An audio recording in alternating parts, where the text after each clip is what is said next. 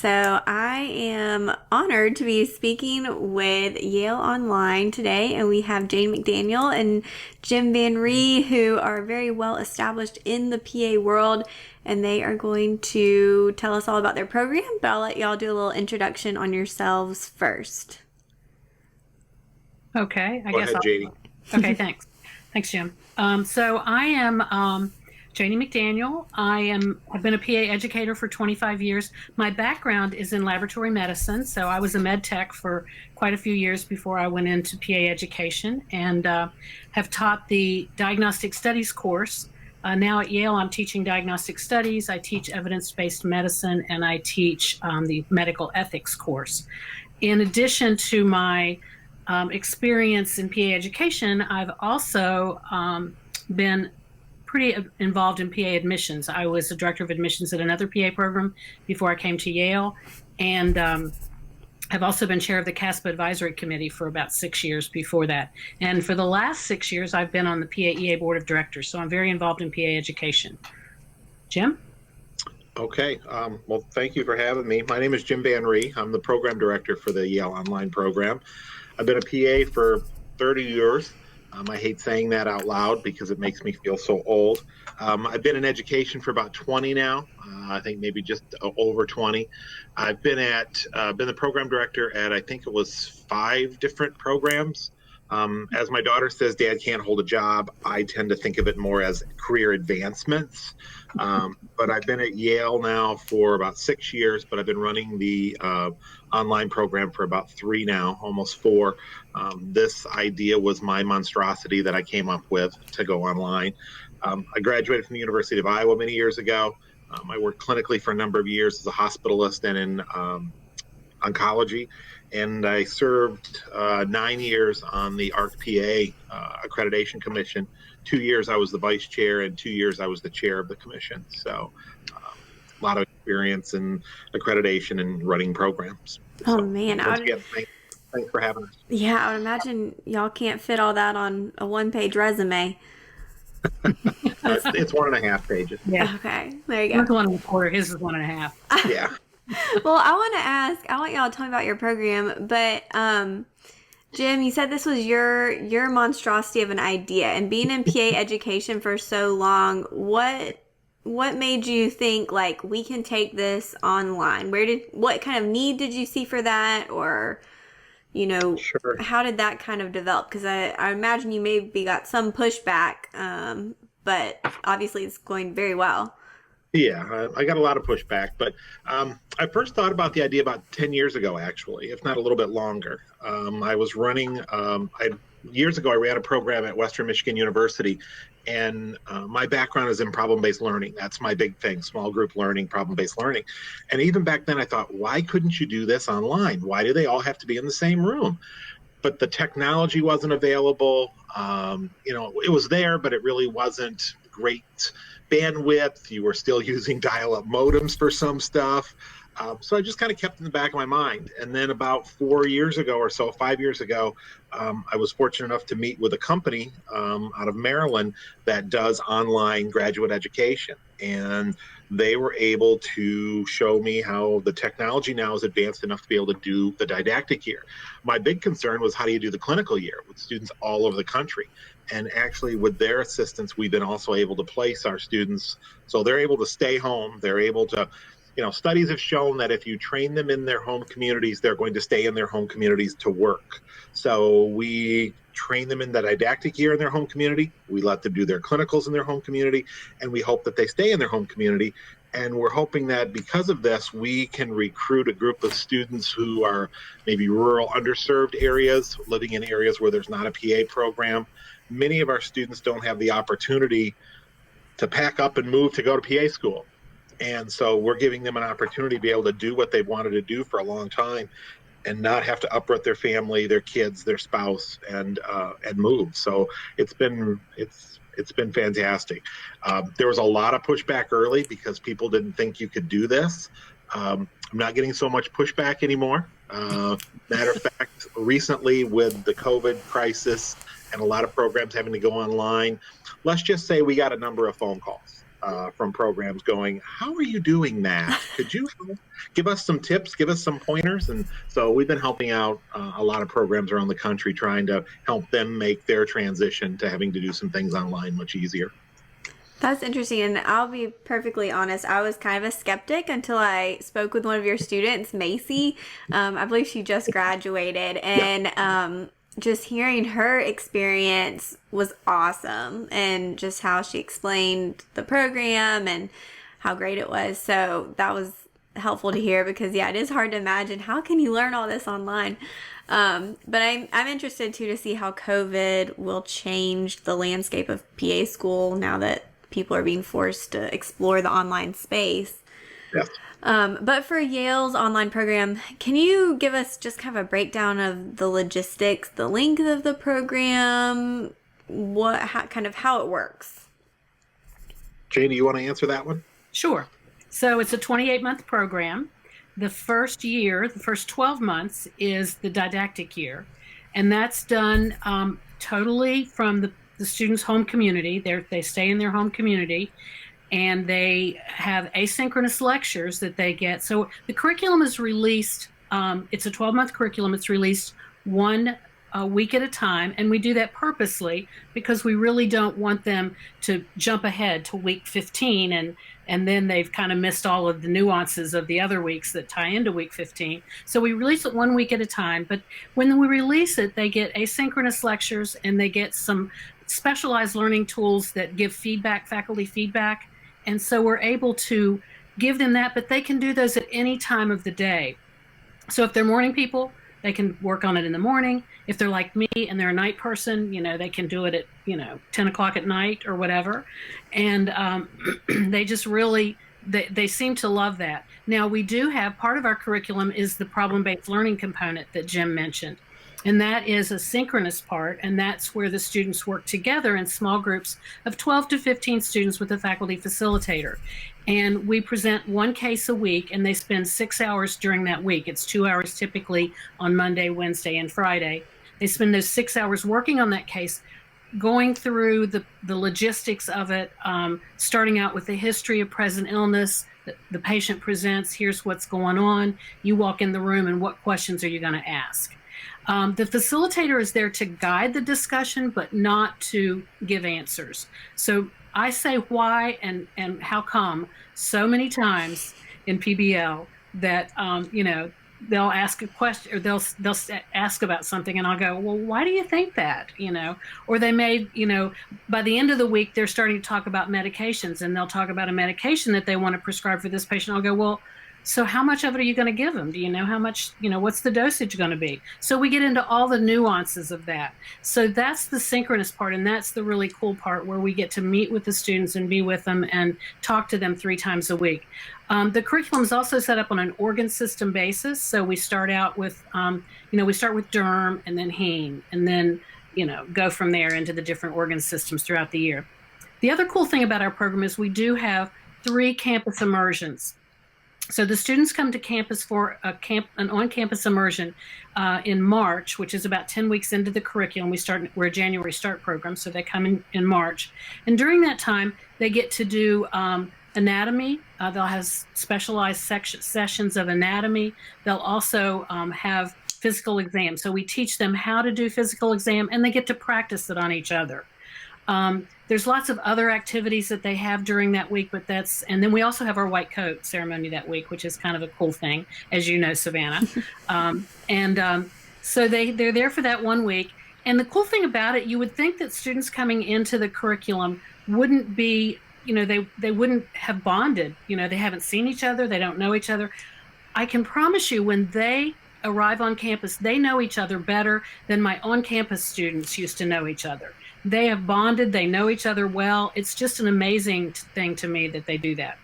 So they come back in December for a second immersion. That second immersion is when they learn how to do certain procedures. They actually get checked off, if you will, on their physical exam. And they do a little more anatomy back at that point in time, too. And then in January of the second year, they start on their clinical rotations. And clinical rotations are 16 months long.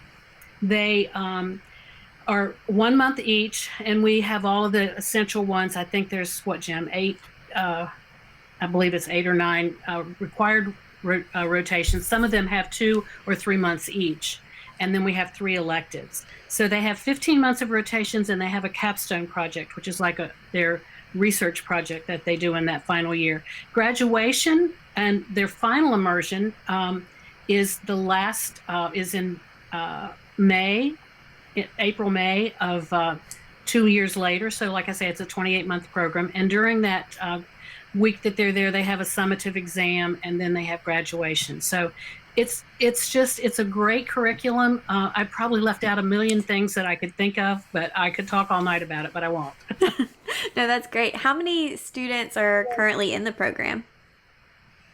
There are currently, we have, 60 students in our, around 60 in our first year class now. We just graduated. The students who just graduated, there's about 41 in the graduating class. We had 60 in the first year class now, and then in the, 60 in the second year class, and 68, I believe, in the second year class. Wow. Yeah. Are you looking to accept about that many moving forward, or? I think that's the plan. Yeah, we're going to try to keep it right around that number. We still have provisional accreditation for another couple of years. That doesn't mean, we're totally accredited. It just means we have to be, they'll be back to visit us again after our first class graduates and takes the pants. And at that point, we may think of, we may increase. We don't know. We'll see what happens. Nice. Okay. So, that sounds basically like my program, just online. And I didn't have to sit in a classroom for 8 hours a day for 5 days a week. But how does the admissions process work for this online program? Are y'all on CASPA? And I've heard there's something about an early deadline. Can you explain that a little bit? Okay. Well, I was going to hand it back to Jim for this question. This is probably all you. I think I get to answer that question. So, there is an early, our admissions, we are in CASPA. We are fully in CASPA, and the admission cycle opened, April 30th. We've had in my mind, and maybe it's because of the COVID crisis, we have had an unprecedented number of applications this year, which we're very excited about, but keeps us busy, keeps us on our toes. But we do have an early deadline, but it's already passed. It was June 1st. But our final deadline is September 1st. So there's plenty of time. We have a rolling admissions process. So it's not really a big deal that if you miss the priority deadline. It's just, like I say, we have this rolling admissions cycle that we accept students throughout the whole cycle. And we do not fill our class until we have reviewed every application that comes in by September 1st. What else do you want to know about it? Well, okay. So, is there anything as far as, with PA schools, requirements are across the board?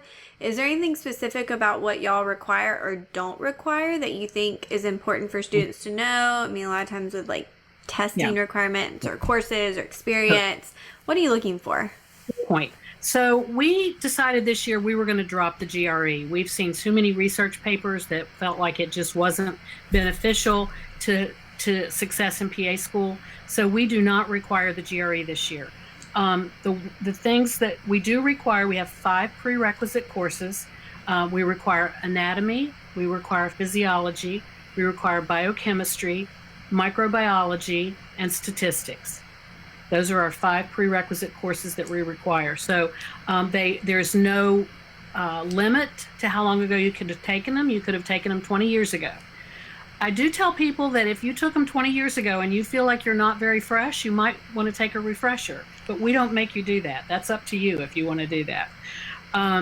So we do, those are the requirements. As far as healthcare experience, we require 500 hours of patient care experience, paid patient care experience. But I encourage people when they fill out their CASPA application, I see so many applications that people, apply, and I want you to tell me, and I know this is tedious, tell me all about yourself. Tell me everything you've done. If you have healthcare experience, tell me all your healthcare experience. Tell me all your health-related experience. Sometimes it's like, you I don't know, you worked in the front office, but you really didn't, work with patients that much, still tell me about it. If you've done medical volunteer work, tell me about it. If you've done community volunteer work, tell me about it. If you have any kind of leadership, and all of these are different categories on the CASPA application, and shadowing too. We do like to see that you've shadowed a PA, just so you have a sense of what a PA does and that you're okay with that. We want you to come to PA school knowing that you want to be a PA, not knowing, I don't even know what a PA is. So that's kind of where that goes. So I think that's covered all of our prereqs and everything. Have I missed anything, Jim? No, I don't think so. Okay. Yeah, okay. So, Jim, what are you looking for when you see an application come across your desk, or I guess your computer? Yeah, we don't print things out anymore. I guess, what often gets asked is, do I have to have previous online experience? And I usually tell people, no, it's not required, but I want you to understand what it means to be an online student, because it is different. While we call ourselves an online program, we're more of a blended curriculum. We have the face-to-face hours with the problem-based learning every week, and we do have the videos that we recorded. These are not recorded videos in the back of a classroom where there's a camera 50, 100 feet back recording the front of the room. These were all recorded in a studio. We get all gussied up and makeup, and there's a green screen behind us, and a lot of pre and post-production work is done, and videos incorporated, and questions are incorporated. So, normally maybe in a lecture, an instructor will ask a question of the class. Well, we do the same thing in our videos, and the video stops and you answer. And when the video starts, it gives you the answer to the question. So there's still that kind of Socratic method. I even used online asynchronous to do small group reviewing labs. I did a course where we went through how to interpret CBC results. I'm a med tech before I went to PA school as well. And I filmed it with two students, with the current student being the camera. And we were able to have this Socratic back and forth discussion. The student listens to the questions. They have to respond on the computer. The video stops. They have to put an answer in, and then they hear the rest of the discussion. So a lot of those same types of things that you experience in PA school, the technology is able to deliver. So I want students to have experienced online, one, so that I can see when I ask them that question, is to see where they're coming from. I took an online course, and it was watching nothing but videos. I never got to talk to the instructor. It took them days to get back to me with an email. I want to be able to correct them and say, that's not what we do. Okay, so I tell them that you have a lot of interaction with faculty, and there's a lot of give and take going back and forth. So I asked them about the unique experience in online, just so that I can correct some misconceptions. The other thing I look for in an applicant is you have to be self-directed, because there's nobody telling you to come to class at 9 in the morning or 8 in the morning, and somebody comes and parades in front of you and lectures, and then you take a lunch break, and then you come back to class. There's nobody telling you to come to class. Mm-hmm. You have to be self-directed. You have to be self-motivated. And if you're a passive learner, if you would rather have somebody lecture to you and then you regurgitate back the information, please don't come to our program. You're going to be miserable, and then you're going to make me miserable. And I'm miserable. Okay? We don't want when he's miserable. Yeah. I want students who want to engage with the stuff, the curriculum. Our problem-based learning, because it's problem solving and because we don't give you the answer, students will flounder at times. Gee, that's just like clinical year. That's just like clinical practice. So we're trying to give you not only the information on what it means, what are the signs and symptoms and the pathophys of congestive heart failure, but now we're going to have you apply that to somebody who comes in short of breath, where maybe they have heart failure, or maybe they have COPD, or gosh forbid they have both at the same time, and they're diabetic, and they're hypertensive, and they got gout. I mean, our cases are messy. They're meant to be messy, because real medicine is messy. So that's kind of what I look for, get an understanding of what their online experience is, to kind of correct that or to give them some background. But more, I'm looking for that self-directed, self-motivated learner, the adult learner. We treat them like adult learners. We expect them to act like adult learners. Okay. Going back to prereqs, do y'all have a GPA requirement? We do. Our requirement, we require an undergraduate GPA of 2.8 and a science undergraduate GPA of 3.0. Got it. Okay. So that is our minimum. We'll take anything above that. We will take your application. And look at it. Yeah, Gotcha. we have a very low number of prerequisites. You do? And requirements because I don't see the sense in jumping through hoops. Like Janie said, if you took your prerequisite course with Watson and Crick 50 years ago, and you think you can maintain that information and you can update yourself, why should you have to retake something within the last number of years?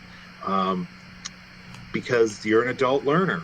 It should be your responsibility to have to review that material. And if you didn't, and you get into our program and it's all foreign, guess you're going to have some more work while you're in the program, because that's just the way it is. And I was one of those second career PAs, went back to school to become a PA.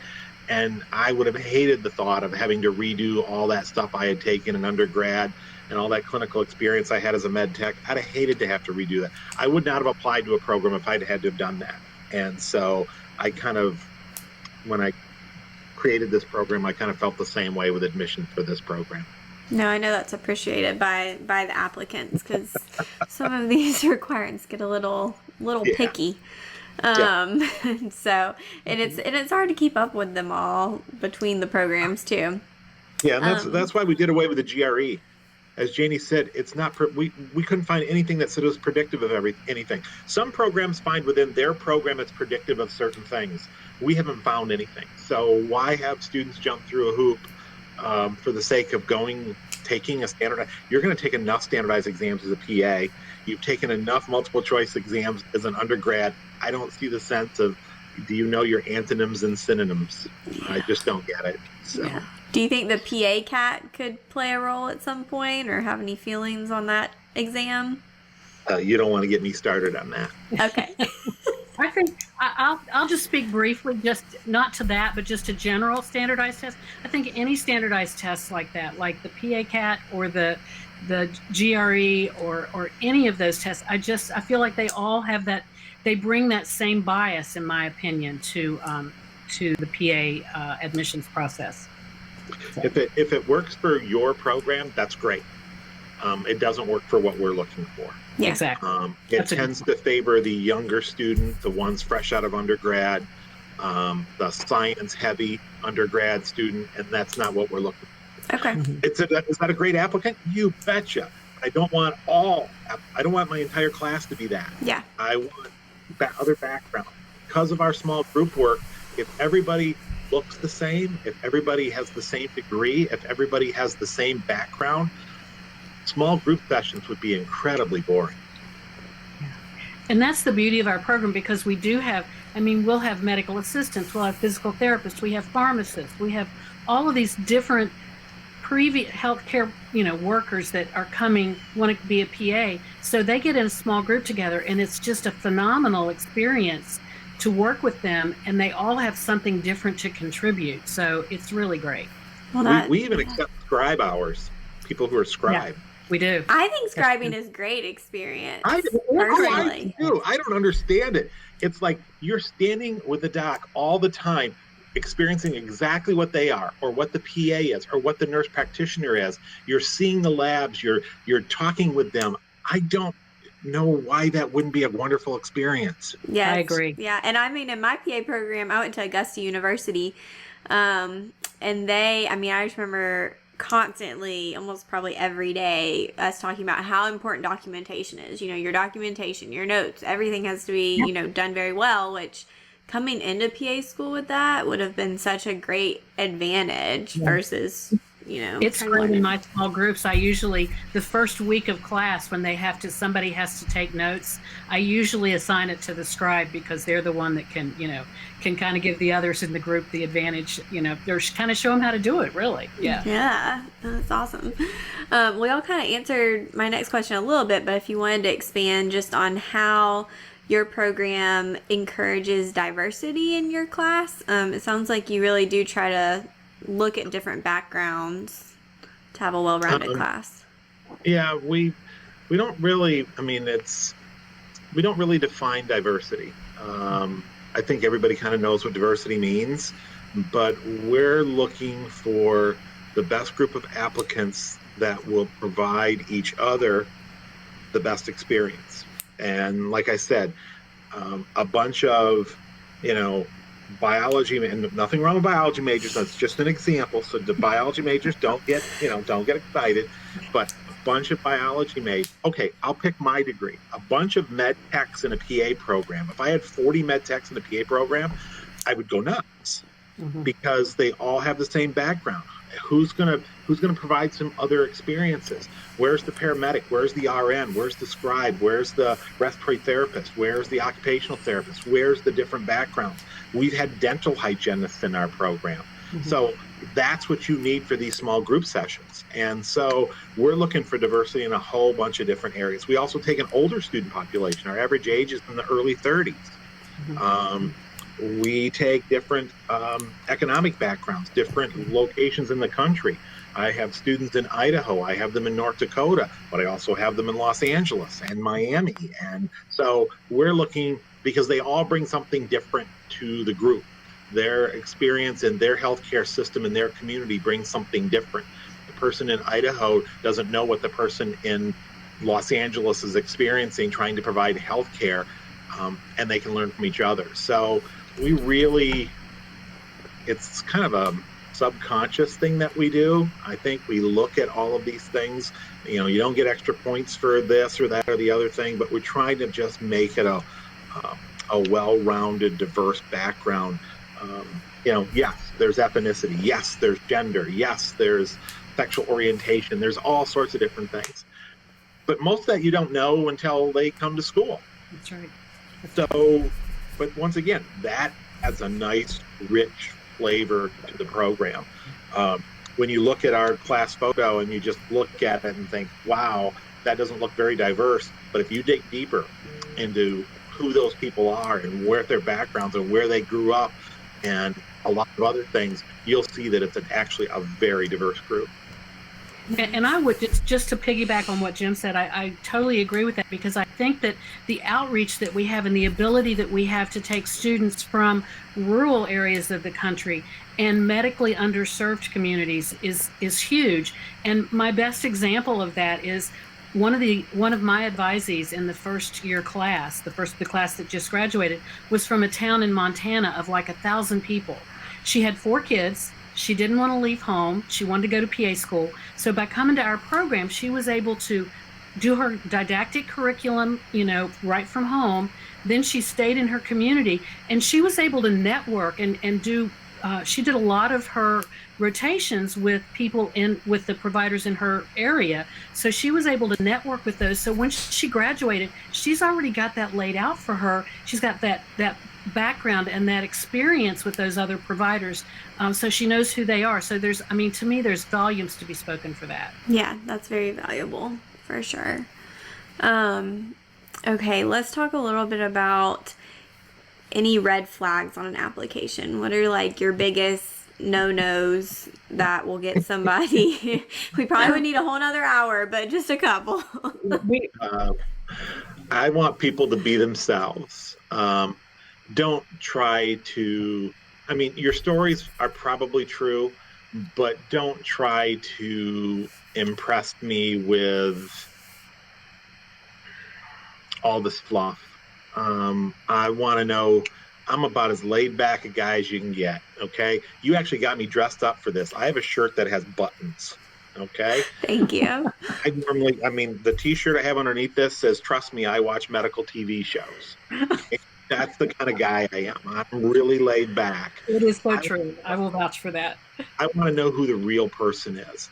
I don't, it always amazes me when I read applicants' essays and it says, "I decided to be a PA as I was holding my dying grandmother's hand."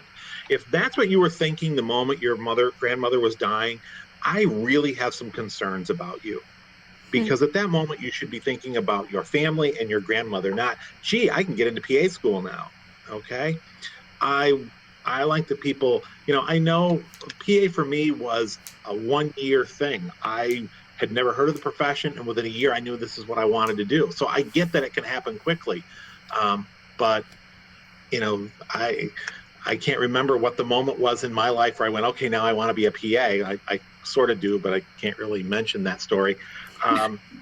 So it was, so I want them to be themselves. I want to know who they are. I want to know that, our mission is primary care. I want to know that there's really a drive for primary care. I know PAs are going into specialty practice. I get it. Even our graduates do. But I have no chance of increasing the numbers in primary care if I don't even look at that to begin with. But I'm looking for people to be themselves. To me, the interview is the most important thing, because I always tell people, I can teach anybody the medicine, but I can't give you a personality. You got to come with that. So you don't come with that personal skill set, that ability to communicate, to talk to people, to comfort people, to have empathy, to be caring. I can't teach you that in PA school. Okay, I can teach you all the drugs, I can teach you all the antibiotics, I can teach you all diseases, but I can't teach you that skill set. So that's what I'm looking for. And sometimes that comes through in essays loud and clear, and sometimes it's like, I'm not sure it exists at all. Mm-hmm. So that's sort of what I look for. Students who get this far and they apply to PA school usually have fantastic grades. They wouldn't have gotten this far. Okay, so that's the thing to me that separates the applicant out that I want in my program, is that personal side. And I would say, I think we have the ability, obviously, to assess that personal side a little bit better if they make it to interview, and that's why I tell people when they come to interview, be yourself. Don't try to sell me something that you're not. I want to know who you are, and I want you to talk about yourself. The other comment I would have about the application, and this is something that I notice, I would say we have a supplemental application that has 3 questions. And those questions, when you answer those, I want as well thought out an answer on those as you had on your big CASPA essay as well. So, don't just give me some fluff that, I already answered that in my CASPA essay. Well, so maybe you want to answer it again, that sort of thing. Yeah, fill it out completely. Yeah. Are y'all's interviews online? Oh, yeah. Of course. I think I figured. Why would Okay, they not be? so this is interesting because a lot of programs are doing online interviews this year for the first time. What advice would you have to applicants who are doing online interviews? I think some people are even more nervous about an online interview than an in-person one. But what are some kind of tips there to have a better experience? I give you 3 things. Okay. Lighting, background, and be yourself again. Mm-hmm. Okay. Understand that technology sometimes, whether it's on our end or your end, is going to sometimes not work. You can have a storm, you can have a surge, a lot of things happen. Be flexible with it. I mean, I've had students who can't get the mic to work on their computer. They don't know the button to hit to turn it on, and they get all flustered. And I go, just relax. I'm not marking you down because you couldn't find the mic button on your computer. It's okay. I want to know who you are. But the lighting and the background, I like sometimes, it's okay that your cat jumps across your computer. You're at home. I get it. But the background, just be careful what's in the background. Like, don't be in your bed. Really lying down in your bed isn't a good idea, even if you got your suit on. Yeah, don't the dirty laundry on the chair behind you is not a good idea. The row of empty beer bottles behind you is always not a good idea. You make sure you're in a room. If you're in a room, make sure the door is closed. I've seen some things walk down hallways past open doors that I kind of go, okay, that was interesting. So it's really the things that you take for granted when you go to campus, because you don't have to worry about those things because you're in a different environment. Remember, this is your environment. You should actually be more relaxed in your environment. Mm-hmm. But you need to set your environment up so that it's comfortable to you. But you hit my favorite one is the ones who interview while they're sitting in bed. That's one of my favorites. We have that happen. Had that happen. Oh, yeah. Yeah. Oh, my gosh. Well, I've had my first taste of telemedicine over the past couple months, and that's been interesting to see what people are willing to share over video chat. So Yeah. I can And imagine. we don't record, we don't, some students have asked, are you recording my interview? We do not record the interviews.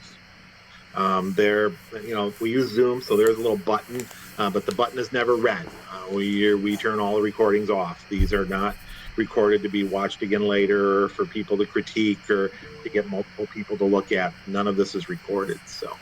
And I would tell students or applicants rather, just to practice, maybe if they've never used Zoom before, don't let this be their first time. Practice with somebody before they do it, just to make themselves feel better, just to give themselves a little more, okay, I can do this. Yeah, the real unique thing is we ask the same questions online as we would ask if we were face to face with you in an office. So none of that is any different. True. Yeah, I feel like, I've done these so much that this doesn't feel weird to me. But I know for a lot of people, it's a little strange. And for a lot of applicants, this is a big savings because they don't have, our program is in New Haven, Connecticut. You cannot get to New Haven, Connecticut directly from anywhere. True. Okay, it is a train, it is a transfer, it is a long car ride from from the nearest big airport. It can cost you a couple of $1,000s to do an interview here. Hotels and airplanes, we have none of that. So we have the CASPA fee, and we have our supplemental fee, and that's it. Yeah, that's huge. I think applicants this year in general should be very thankful for the savings they'll have with I'm hoping programs continue to see how it works, and I hope they continue to use this to some degree, because we do a lot of talk about student debt. Everybody talks about student debt. Students go to school, they can get money and loans and scholarships to go to school. You can't get a scholarship or a school loan to apply to school. So all of that is out of your own pocket. So if you applied to 10 programs and interviewed at 8 and didn't get in, you just spent thousands of dollars. Yes. Yeah. So we're very cognizant of that. It's why we did away with things like the GRE. It's why we did some other changes that we made. So we're trying to keep that cost down. I think sounds good. I would apply there if I was applying again, which I'm very thankful I'm not. Me too. Trust me, I feel the same way you do. There's no way I want to go through that. I wouldn't mind going through school again. I don't want to do the application process again. Same. I would there's some undergrad classes I would kind of like to retake and just kind of refresh and see how I did. But yeah, my caveat with going back to PA school is I want to know what I know now. Right. I don't want to be dumb like I was when I went to PA school. I want to know what I know now. So it might be a little more fun. So Agreed.